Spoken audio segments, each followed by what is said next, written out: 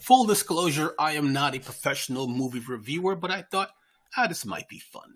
So, while cleaning out my apartment, I came across these two DVDs with a total of 28 horror movies between them, and I will watch and review them all, except for Halloween Resurrection. No one needs to watch that piece of crap again.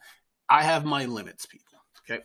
My goal is to find some movies that are so bad it's good. So Bad is Good is a movie that is so bad that it comes out on the other side and becomes entertaining.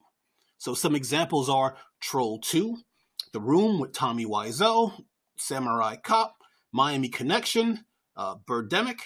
Now Sharknado doesn't really count because it's a parody and it's pretty self-aware of its ridiculousness. Okay, so my favorite So Bad is Good movie is Death Wish 3. So Death Wish, which came out in 1974, was the most successful of the group, making $22 million on a $3.7 million budget. It follows Paul Kersey, who roams the streets looking for revenge after his wife is murdered and his daughter is brutally sexually assaulted. Death Wish 2, it changed from a cautionary tale about vigilantism to a full-blown action movie and gave us crazy one-liners like this. You believe in Jesus? Yes, I do. Well, you're going to meet him.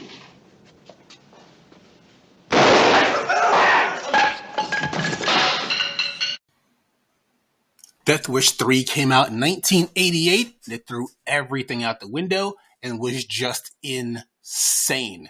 In this one, Paul Kersey returns to New York to visit an old friend who was murdered by a local gang. Kersey is arrested, but the captain lets Kersey go, gives him his gun back, and allows him to resume killing criminals because he recognized him from the first movie. Like I said, full-blown insanity. So one part stuck out to me in this, okay? This is the part that makes it so bad it's good.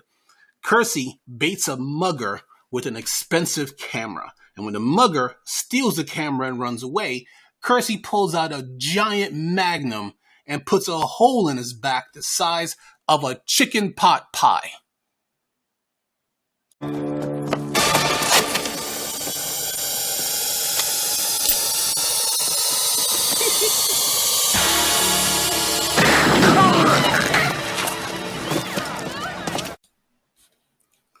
He shoots this guy in full view of everyone.